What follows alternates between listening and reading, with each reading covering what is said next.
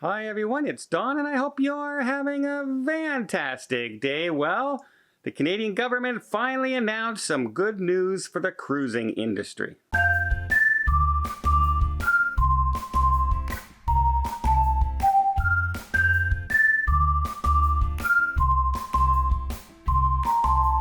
So as you might recall, back in January of 21, the Canadian government extended their ban on cruise ships all the way 13 months until the end of February 2022.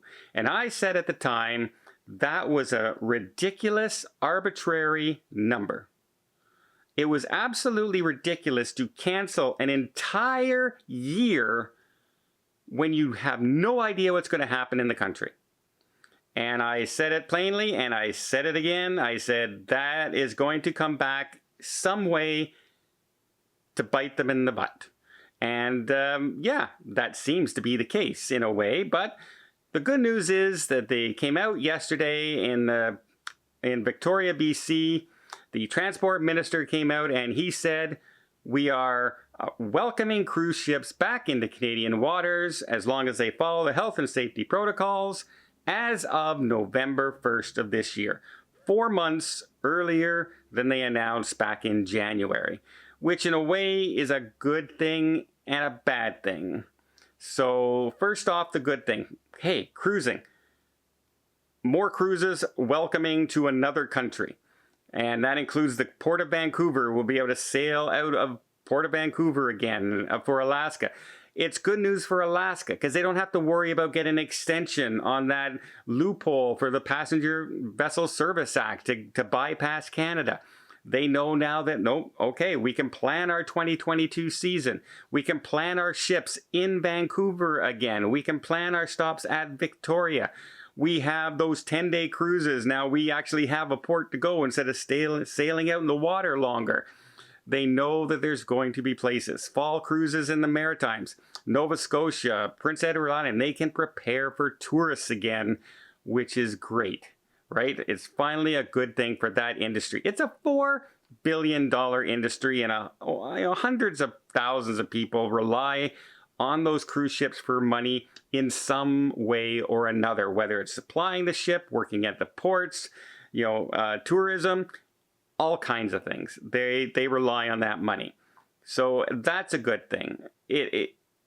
Things can always change between here and November, but at least now they're saying we're not even thinking about it anymore. We're not banning cruise ships anymore. They're saying November 1st. They actually gave a date, which is at least a step in the right direction. And it's been a long time coming. I've said it, and I'll say it again, they should never have done that year. They should have done like the cruise lines did and did 3 months. So 90 days, 90 days, 90 days, right? You don't plan a year in advance when you have no idea. That was overkill, and that basically set the road in motion for the United States to start looking at bypassing Canadian ports. Had they not done that, they would not have thought of doing that, right? They would have, okay, well, maybe it'll open in 3 months. Oh, well, maybe it'll open in 3 months after that. As opposed to 13 months, well, they're not opening. How do we get around that? So very, very poor decision that way from Canada. No forward thinking. I'll say it right now, and I'm Canadian. No real thought process was put into that at all.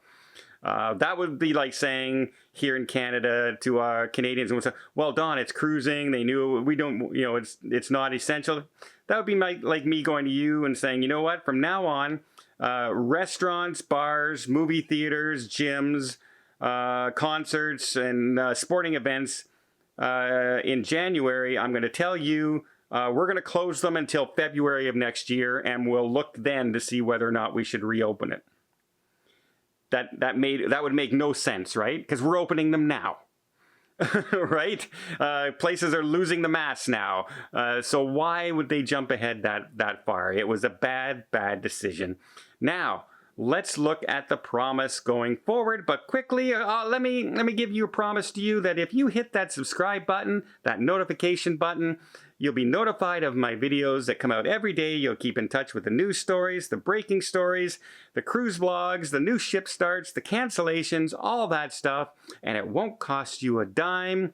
And yeah, I would be very, very grateful. And it really does help the channel out. Now, the thing that you kind of got to watch on this is, you notice how it's November. Well, November 1st, basically the Alaska season's over. There is no real cruising happening at that time. Even the fall cruises in Canada don't go into November, December too often because it's just too cold. And in winter, no one wants to come to Canada on a cruise in winter. Yeah, that would be a bad time.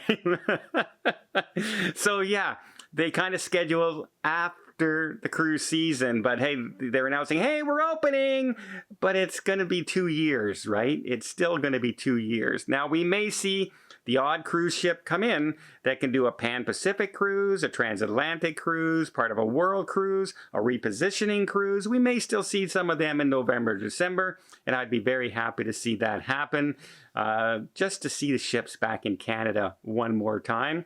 Another little bit of news that came out almost haphazardly, almost offhandedly, that the Prime Minister of Canada also said, you know what, if you've been vaccinated, Americans, starting around the middle of August, you will probably be allowed to come into the country by borders now, the land borders, which means the land borders may now start to open between Canada and the United States for fully vaccinated people.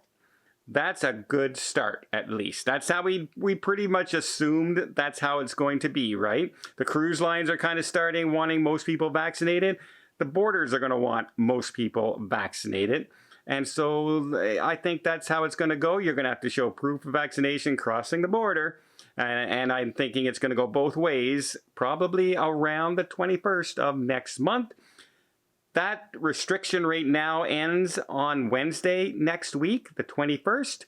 However, expect that to be extended with an announcement saying that by this date in August, we will start allowing vaccinated passengers, and they're going to come up with those rules, children under 12, all that kind of stuff, who can and who can't come into the country, what's going to be considered proof of vaccination, what's not going to be considered proof of vaccination. But it's a good sign. At least it's showing that we're moving progress forward. We're going somewhere, because I can't, I'm planning eventually to be able to drive to my cruise ports. I want to, obviously, because they're saying August sometime, I've had to book my flights for my August cruise ahead of time. I booked my flights for my cruise this month.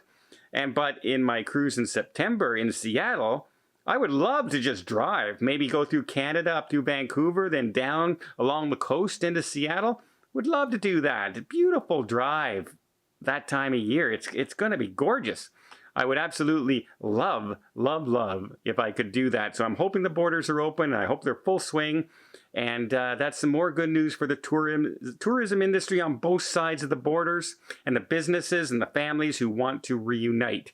So all basically good news coming from Canada. If not a little late, at least it's some good news in the right direction. Well, I hope you appreciate this video. If you did, please give it a thumbs up. You want to see more tips, more tricks, more travel vlogs from around the world? Hit that subscribe button. Until next time, have yourself a safe and a great vacation.